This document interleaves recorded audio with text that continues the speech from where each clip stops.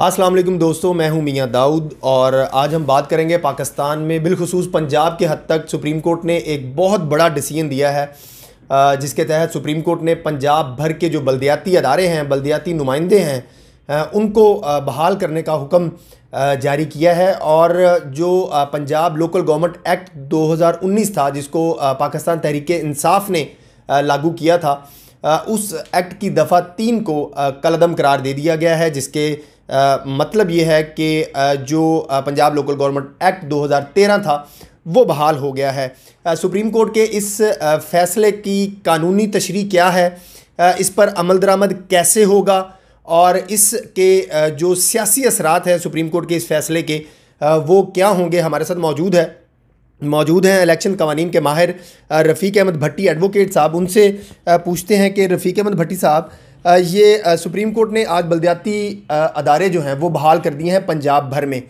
बाकी सूबों की हद तक उन्होंने इलेक्शन करवाने की अटॉर्नी जनरल से डिटेल मांग रही है। ये पंजाब पे सुप्रीम कोर्ट के इस फैसले का इतलाक़ कैसे होगा, आप कैसे देखते हैं इसमें? जी बिस्मिल्लाहिर्रहमानिर्रहीम। ऑनरेबल सुप्रीम कोर्ट ने अपने शॉर्ट ऑर्डर में जो सेक्शन 3 था लोकल गवर्नमेंट एक्ट 2019 का, उसको सेट असाइड कर दिया, अनकॉन्स्टिट्यूशनल कर दिया। ठीक, तो ऑब्वियसली जब वो अनकॉन्स्टिट्यूशनल हो गया तो उसके बाद जितने भी रिप्रेजेंटेटिव थे लोकल गवर्नमेंट्स के, उन्होंने किया तो कुछ भी नहीं, वो फारिग हो गए। उन्होंने सेक्शन 3 के तहत उनको फारिग कर दिया। और उस सेक्शन 3 में ही लिखा हुआ है कि जो गवर्नमेंट है वो इलेक्शन जो है, फर्दर इलेक्शन जो है 2019 के मुताबिक मैंडेटरी था कि विद इन 1 ईयर उसको कंडक्ट करती, लेकिन उसने नहीं किया उसको।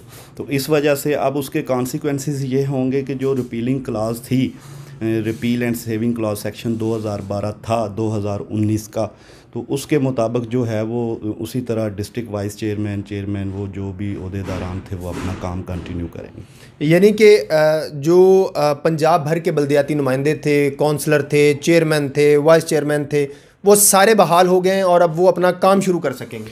बिल्कुल, ऑब्वियसली वो 2012 में लिखा ही यही है, जो 2013 का लोकल गवर्नमेंट एक्ट है।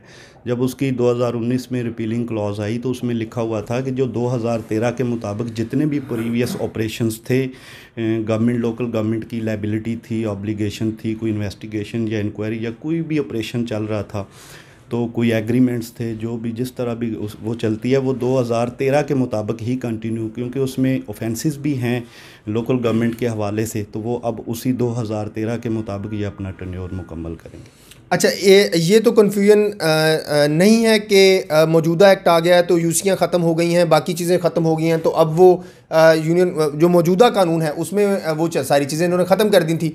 तो सुप्रीम कोर्ट के इस फैसले के बाद वो 2013 के जो कानून में चीज़ें लिखी हुई थी वो सारी एज इट इज़ बहाल हो गई हैं। एज इट इज़ बहाल, प्रीवियस ऑपरेशंस जो पिछले कानून के मुताबिक ही, ये 2013 के मुताबिक ही ये लोकल गवर्नमेंट एक्ट के जितने भी इलेक्शंस हुए थे उसी के मुताबिक हुए थे। तो अब उनका जो ऑपरेशन होगा, जो भी वो उनके फेज, वो उसी के मुताबिक ही करेंगे, क्योंकि 2000 जो सेक्शन 2000 ये इन्फोर्स हुआ है ये 2019 का, वो 4 मई 2019 को हुआ है। और सेक्शन 3 में ये लिखा हुआ है कि वो सेक्शन 15 के मुताबिक जो है वो मेट्रोपॉलिटन जो इन्होंने बनाया था, तो जब सेक्शन 3 नहीं रह गया तो ऑब्वियसली वो पिछला निज़ाम जो है वो बहाल हो गया और वो उसी एक्ट के मुताबिक उनकी सैलरीज़ भी होंगी, सब कुछ बेनिफिट्स भी होंगे।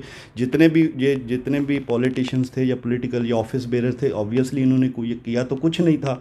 अब ये तो इस हवाले से अपनी तैयारी कर रहे थे कि गवर्नमेंट ने विद इन 1 ईयर इलेक्शन करवाने हैं, लेकिन 2 साल ऑलमोस्ट हो गए हैं, गवर्नमेंट ने कोई इलेक्शन नहीं करवाया। ऑब्वियसली अब उनको भी पे करना पड़ना है जो उनकी सैलरीज बनती थी। यानी कि जो चेयरमैन, वाइस चेयरमैन और यूनियन काउंसिल के जो मेंबरान थे, जो भी काउंसलर जो हैं वो इलेक्ट हुए थे, सुप्रीम कोर्ट के इस फैसले के बाद उनको जो है वो सारी तनख्वाहें, मराद जो हैं वो उनकी मिलेंगी। उसके लिए इनको कोई नया राउंड ऑफ लिटिगेशन तो नहीं करना पड़ेगा? डिटेल डिसीजन तो खैर अभी नहीं पढ़ा मैंने, उसमें देखें ऑब्वियसली ये लिखी होंगी सारी चीज़ें, अगर नहीं भी लिखी तो ओनस गवर्नमेंट में था, ये गवर्नमेंट ने इसको जो ख़त्म किया था, रिपील किया था, उसमें जो ओहदेदारान थे या ऑफिस बेरर थे उनका तो कोई गुनाह नहीं था और वो तो हैंग थे, बैठे हैं। अब उनकी जो सैलरीज़ हैं वो तो गवर्नमेंट ने ही देनी है क्योंकि वो उनकी बनती भी हैं। व्यूवर्स, आपने रफ़ीक अहमद भट्टी साहब की गुफ्तगू सुनी।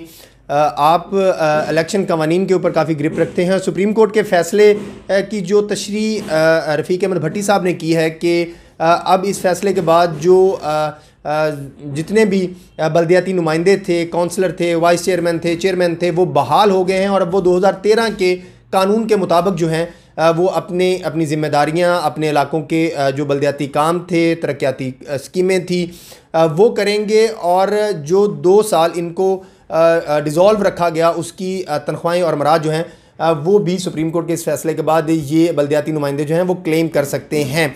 लेकिन सुप्रीम कोर्ट के इस फैसले का सियासी तौर के ऊपर बहुत बड़ा असर पंजाब की सियासत के ऊपर पड़ेगा, क्योंकि जो मुस्लिम लीग नून है वो पंजाब में रिवाइव कर रही थी, दोबारा से खड़ी हो रही थी। और बिलखसूस कल जो 26 मार्च है और मरीम नवाज़ जो हैं वो अपनी रैली जो है वो निकालने जा रही हैं नैब की पेशी के मौके के ऊपर, और इसका असर जो है वो कल ही देखने को मिलेगा। जितने भी बल्दियाती नुमाइंदे मुस्लिम लीग नून से ज़्यादातर पंजाब से इलेक्ट हुए थे वो अब एक्टिव होंगे, उनके अंदर जान पड़ जाएगी। और अभी तक जो इतलात हैं वो भी ये आ रही हैं कि पंजाब भर में जो मुस्लिम लीग नून के बल्दियाती नुमाइंदे हैं वो जश्न मना रहे हैं सुप्रीम कोर्ट के इस फैसले का। इसके आने वाली असरात क्या होंगे और मुस्लिम लीग नून की सियासत के ऊपर इसका क्या असर पड़ेगा, आने वाले वक्तों में ये बात भी वाज़ेह हो जाएगी। अगले वीलॉग तक के लिए इजाज़त दीजिए। अल्लाह हाफिज़।